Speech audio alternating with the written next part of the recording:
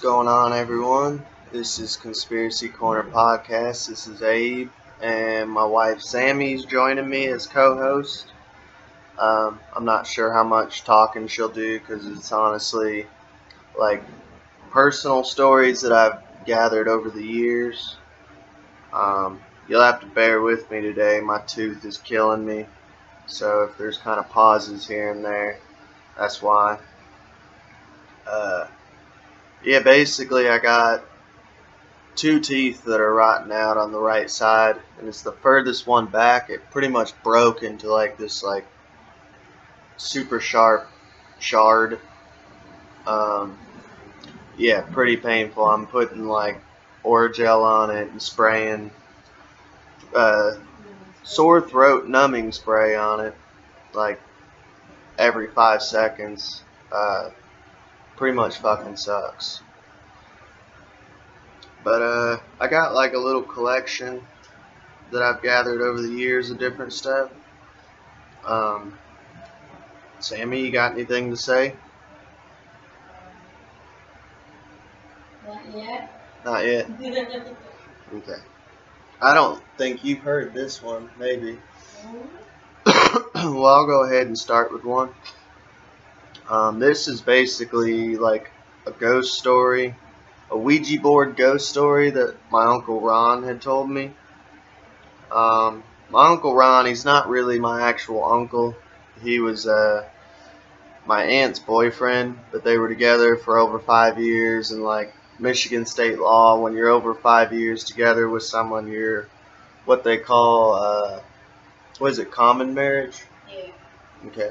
So he's pretty much like common marriage husband to her. But I don't know how we got on the subject. I used to ride around with him, and he'd tell me stories and shit, and we got on the subject of just ghost or something, and he was talking about him and a buddy had went to a graveyard with a Ouija board when they were kids. First off, like, me and my wife had made a Ouija board and we played with it and stuff, but there's a lot of people don't do their research, like when they're buying a Ouija board and about to use it. There's actually like lots of rules. One of the rules, first off, is like never to do it in graveyards. So they did it. Him and his buddy went to a graveyard, and like basically set it up on a grave and started talking to it. Next thing he said that he told me was they came in contact with a murderer. I don't know. He didn't really go into too much detail, like how he found out it was a murderer, but I'm assuming he asked like a question like, what's the name or whatever, what's going on. But he said as soon as they came in contact with it, pretty much like there was like this huge like super hot gust of wind, and like to the point where he was like sweating, like it felt like hellfire or something. And he said like the next thing, like it wasn't even answering questions at that point anymore. It was just pretty much saying, these are his words, but it was like the most disturbing, most like foul language he'd ever heard, and it just was coming through saying just all that. And I was a kid. I mean, I'm sure if I was older he would have told me what the rest it said, but he just pretty much described it as like horrible, like evil, fucked up language. But yeah, that was his story that he told me. There's a story too with my cousin. I'll go ahead and just, since I'm talking about Ron and stuff, my Aunt Fran, Ron's wife, girlfriend, whatever you want to call it, she has 2 kids. She has Erica, which is the oldest one, and then there's Mandy, which is Mandy's the oldest one, I'm sorry. And then Erica's the younger one. Mandy was basically my Aunt Fran, when she was pregnant with Mandy, and I'll find a picture on here and I'll post it of Mandy so you can kind of get a face with the story. But she had been working out, like doing crunches while pregnant, basically trying to lose weight, which I love her to death, but it's like that's common sense with pregnancy, man. And the cord got wrapped around her throat, and basically she came out mentally handicapped. But anyways, like where she's mentally handicapped, they say that like that sixth sense is stronger. Like usually with animals, with kids, with mentally handicapped people. Honestly, like the Native Americans and stuff, they believe, a lot of tribes believe that that basically like if you were either a homosexual or if you were like mentally retarded or something like that, that you were actually like more blessed than the rest of the tribe. Like the rest of the tribe pretty much took care of those people, because they considered them like halfway in and out of the spirit realm. And they considered them like closer to the gods or God, you know, depending on which tribe. But so I don't know. I think there's something to it. But and then my cousin Erica, Mandy, and Aunt Fran and Uncle Ron, the house that they lived in was like super fucking haunted, especially the upstairs. And like every other family member who stayed up there was freaked out by it. Like no one liked that upstairs. You could just feel it when you were in there, staying in there. But my cousin Erica, my mom and my dad actually used to kind of make fun of her because she was real big into the paranormal, and she had like a billion stories. She was always talking about ghosts. Like for some reason she was just super fascinated with it, always telling about her experiences and stories she heard. And so she had several stories, and I'm gonna go ahead and share those. One of the stories was with her and Mandy were both sitting in the living room, basically, which was downstairs. It was a 2-story house, and there's this big, like, honestly, like a beautiful chandelier in it. But her and Mandy were just sitting there watching TV, and Mandy, where she's like handicapped, she's kind of quiet. I mean, she gets to making noises and stuff, but she started like looking up at the chandelier and following something with her head. Like she was genuinely focused in on it. And Erica looked up, and basically they watched like an orb just kind of like fly around the chandelier in circles and figure eights and stuff. So I don't know, that's just a little small one, which I thought was crazy. Another story Erica had was upstairs. Another reason we thought it was creepy was there's a hidden room in the closet. It's like a little tiny passageway that you could go through. So when you crawled in through the closet and you went to the hidden room, it was like this little tiny room. Supposedly they'd found like spell books and like a pentagram and stuff like that. So whoever was in that room was fooling around with magic. I don't know. It was in the house before them, so that definitely could have opened like a doorway. But my cousin Erica was sitting upstairs, or laying in her bed one day upstairs, and was reading. She was a real big bookworm, and she heard a noise. First off, let me backtrack a little bit. My Aunt Fran had a dog named Brutus, which was like a chow. I still to this day cannot stand chows. I mean, those things are like evil. I don't know if it's the way they're bred or I swear they got like incest in their bloodline or something, because those things are just mean. Can't be. Can't, yeah. So, I've never met a nice child though. I've met nice guys. There used to be one right next to where Mama lived. He was the sweetest little thing.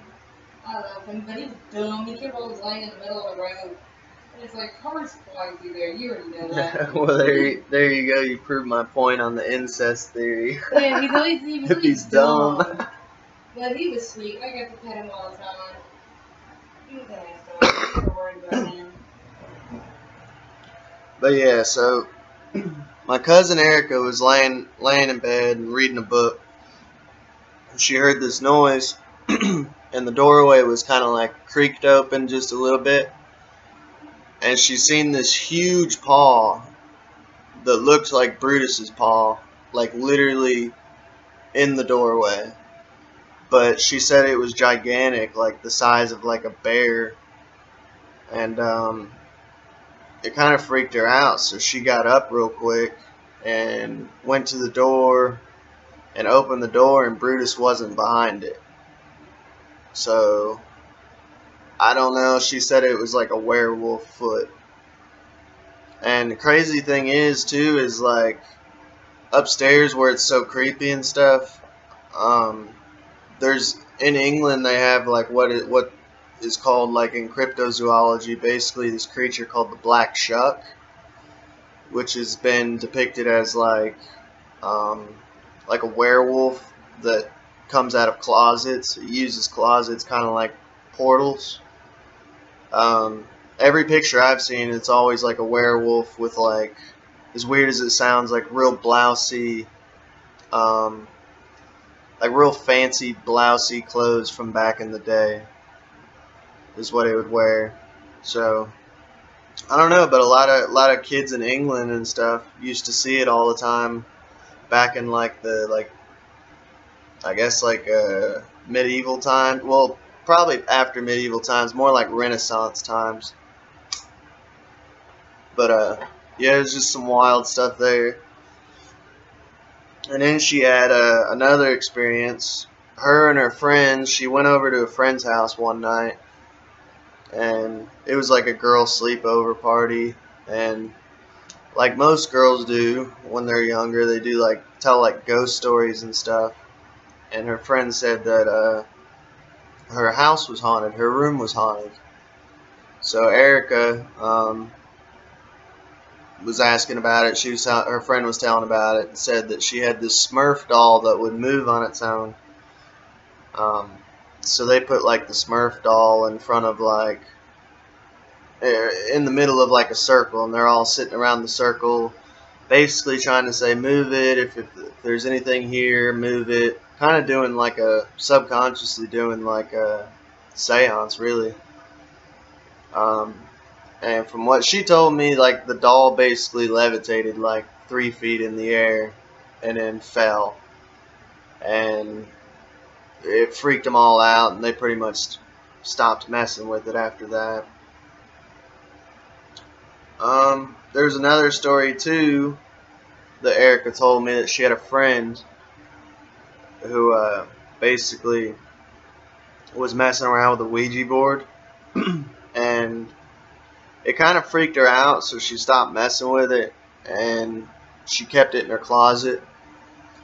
And then she got to the point like to where it was still creeping her out, so she threw it away. And next thing she knows, it pops up like underneath her bed. And then she like basically ripped it up, tore it up, and then threw it away again. She said like a couple months later, she went into her closet, and there it was, like at the top of the closet, like perfectly brand new, no tears in it, nothing. So then she told me that basically she like took it somewhere like kind of far, and like ended up either burning it or just dropping it off in a dumpster or something like that. But this girl had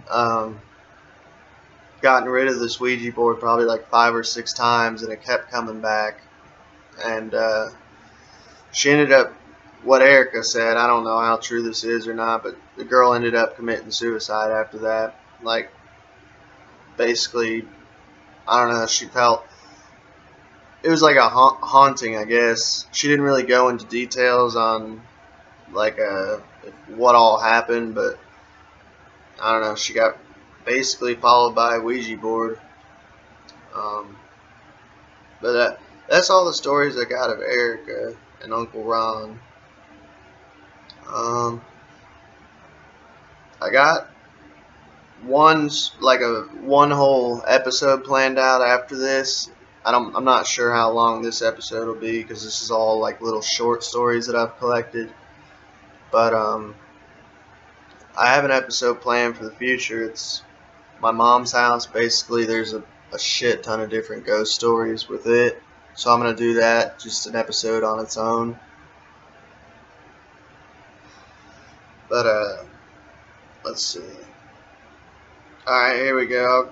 I'll tell this one. This one's pretty good. We'll switch it up a little bit from ghost stories and stuff and Ouija board stories to this is like an angel story. My mom has a friend named Janet, but they had been friends for like years, and I don't know why this is like, we always had this ongoing like inside joke. When I was a kid, we went over to Janet's house, and Janet had got this new pool and had been swimming in it, and the chlorine had basically like dyed her hair green. So for some reason as a kid, like most kids, I had no filter on my mouth, and I literally was like, Janet, your hair's green. And my mom was like all embarrassed, like, shh, can't say that. So like every time she sees me now, this has been like years later, she'll still say, what color is my hair, Abe? And I'll always tell her it's green. But yeah, her and my mom had been friends since they were super young, and my mom hadn't seen her in years and had gotten with her basically to do like a trip somewhere. I think it was like from Kentucky to Georgia or Florida to Kentucky. It was, I can't remember, but it was several states away. So my mom invited her to come with, so she'd have an extra driver and someone to talk to so she wouldn't get tired while driving. So her and Janet and me, I was with them because honestly, as a little kid, I don't know why, I always liked really long road trips, even though it's kind of boring, you know, but I don't know, I just liked staring out the window the whole time and seeing new states and stuff. Even though I didn't really get to like visit them, it was still fun just to say, oh, I was in Georgia or I was in, you know, Tennessee. Yeah, you did the same. I can see that. When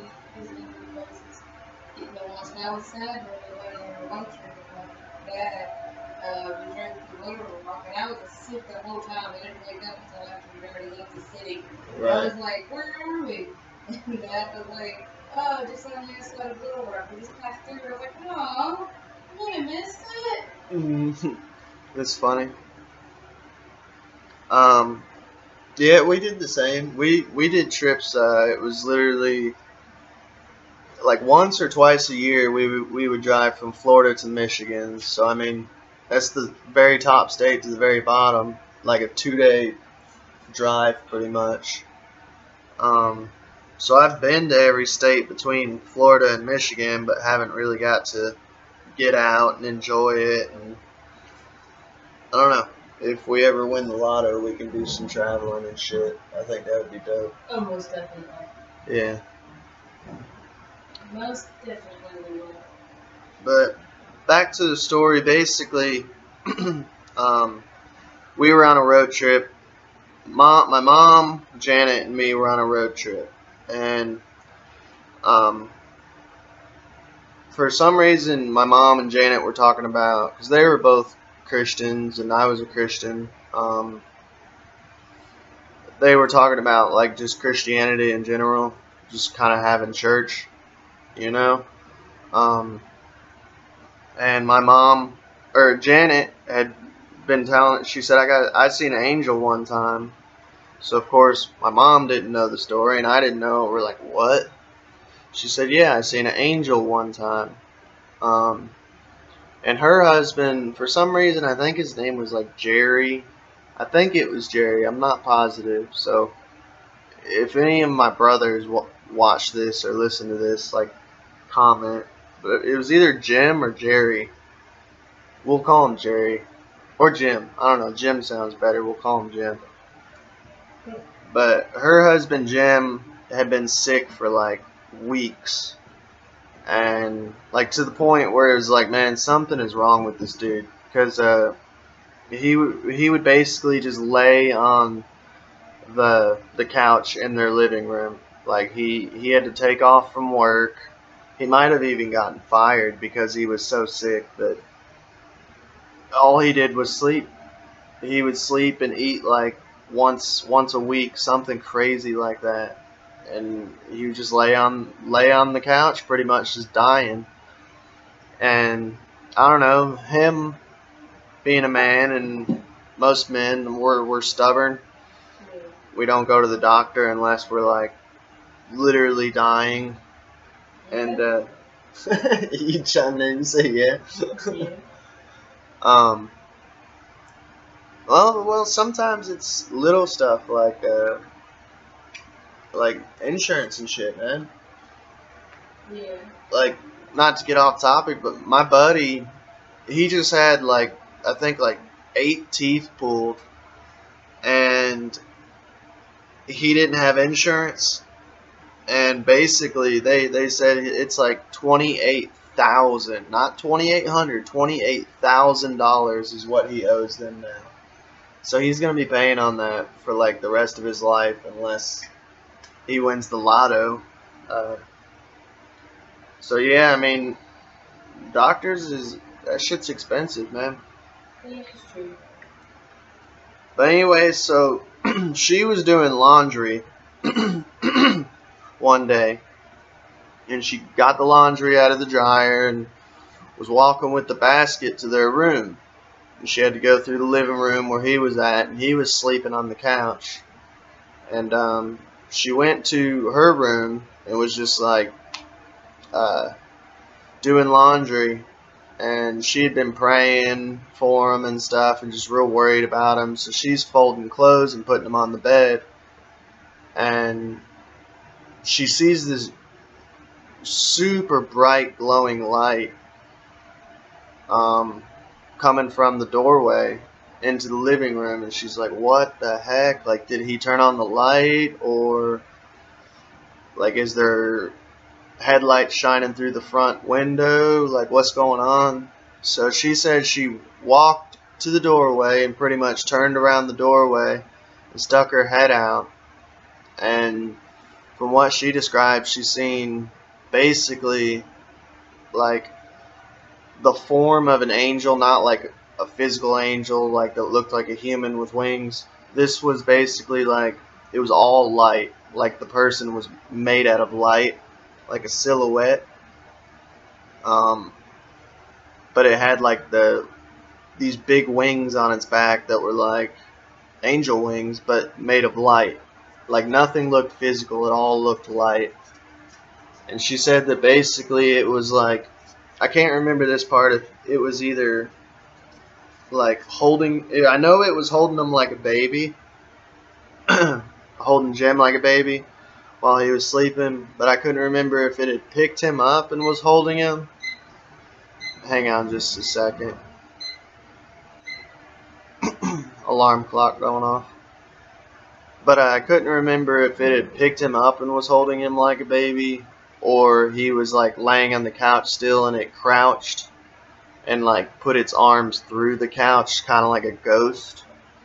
But either way, it was holding him like a baby, and it pretty much looked up at her and like vanished. And I don't know, the way she took it was pretty much like either that was like his guardian angel pretty much holding them where he was sick. Like it was either telling her, hey, there's something really wrong with your husband, or hey, he's in God's hands, like I'm his guardian angel, basically. Um, yeah, saying everything's gonna be okay. He's gonna be all right. He's gonna be healed, you know. So after that, she's like, all right, man, you've been laying around for months. You've been telling me you're not going to the doctor. Your ass is going to the doctor. Like, you done lost your job. I'm the only one working and doing anything around the house because you're so sick. And I just seen a freaking angel. So, like, your ass is going to the hospital or the doctor.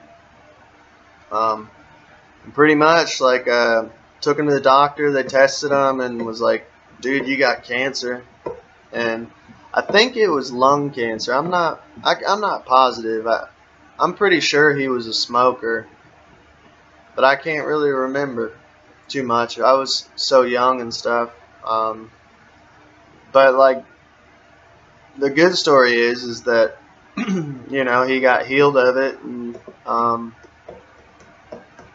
basically, yeah, got healed of it, and she got to see an angel out of it. So I mean, a little brighter end of a story than the previous one.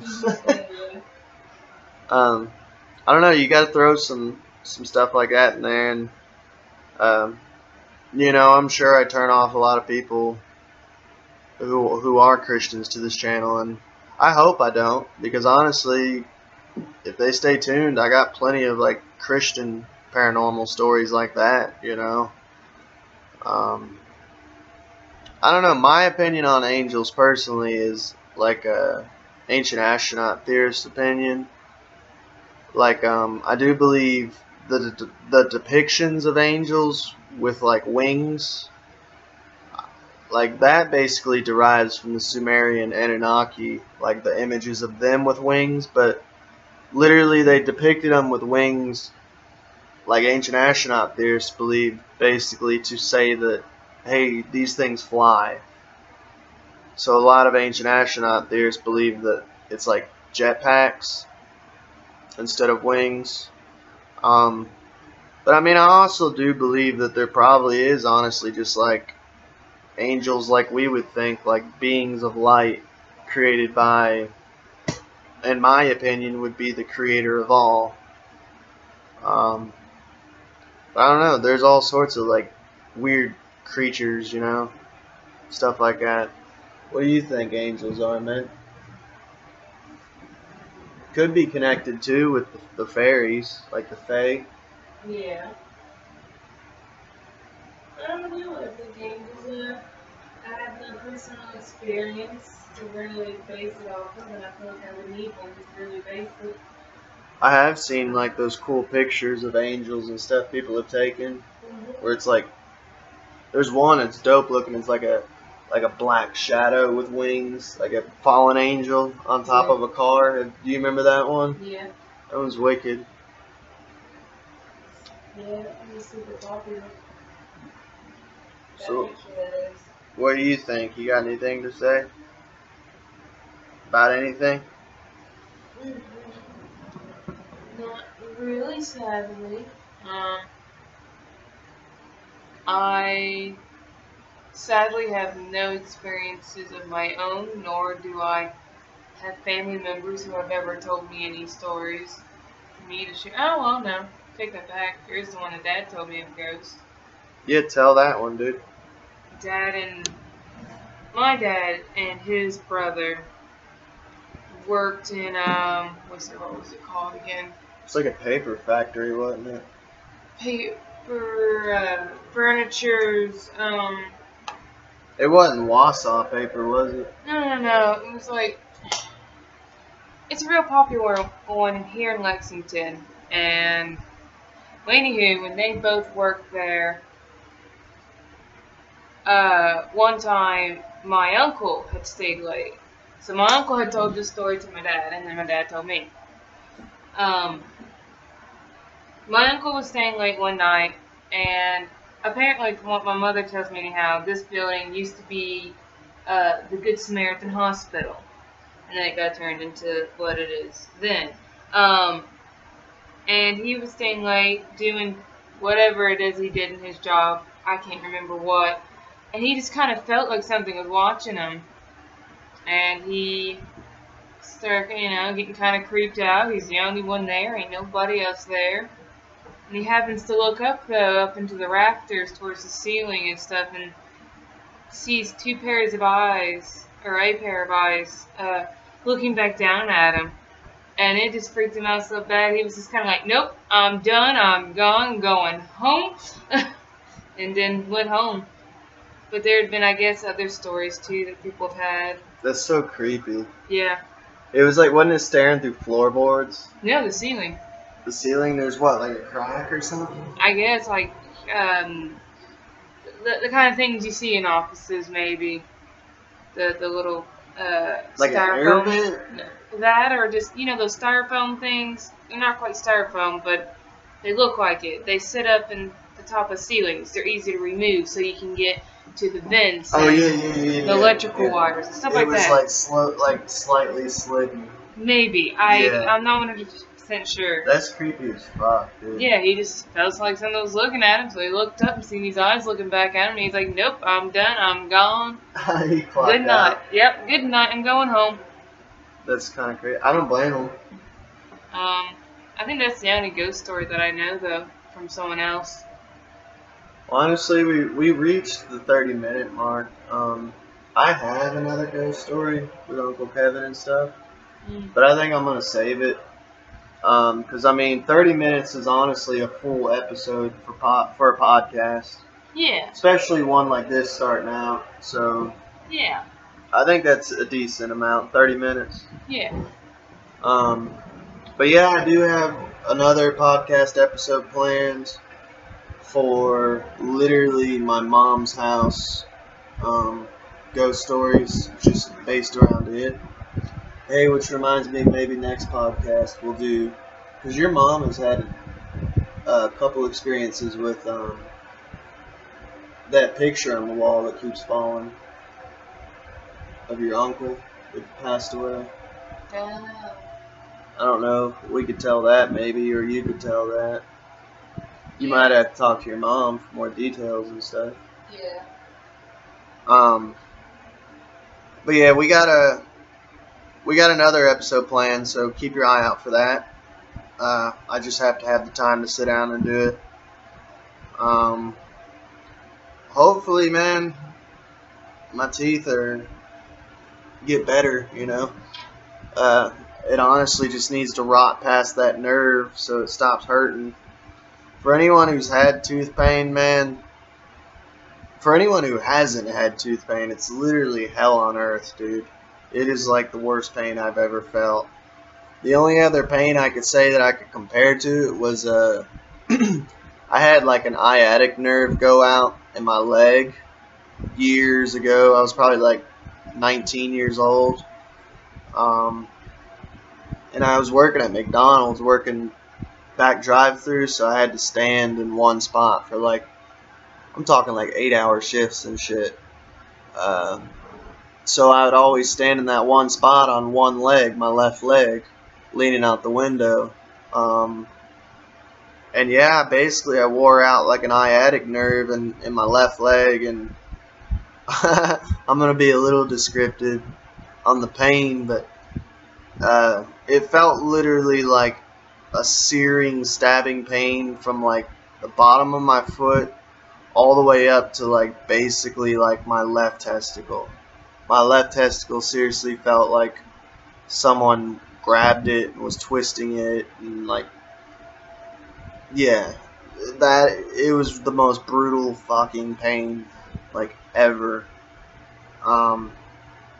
Sadly, at the time, too, I didn't have health insurance, so I couldn't go to the hospital or doctor for it. So, we actually knew someone who sold muscle relaxers, and I had probably about 5 or 6 muscle relaxers, and would take those, like, each night. And, man, muscle relaxers, like, it will knock your ass out. Like, I don't know if anyone's ever dabbled with it, but It takes away the pain, that's for sure, but it feels like a full body massage.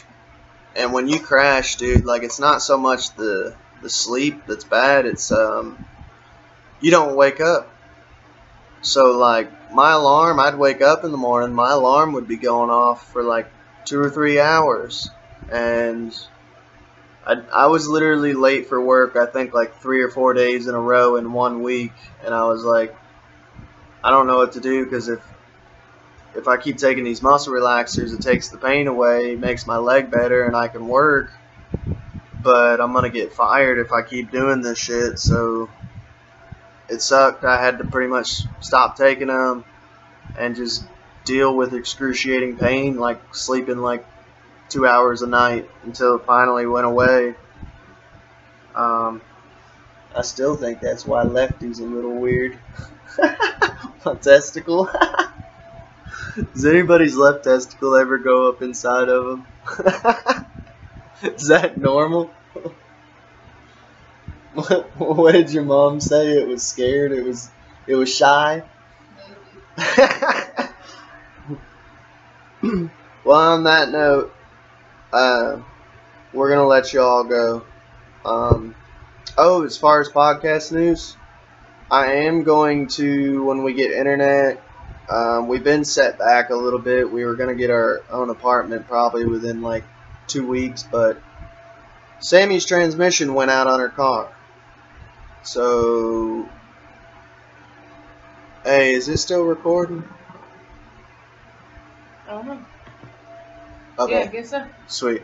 Sorry, technical difficulties.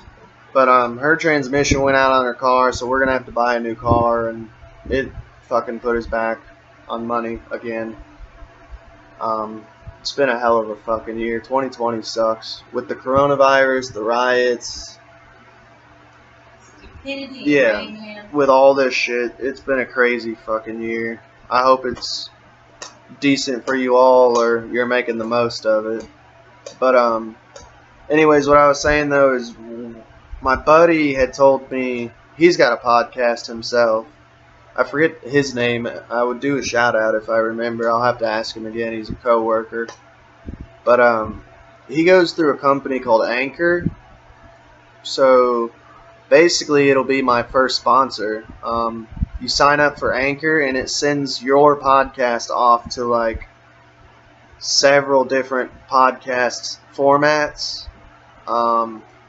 So I want to sign up for Anchor because one, I'll actually get paid for it. As long as I do like an Anchor commercial for the website at least once during each podcast, I get paid for however many views.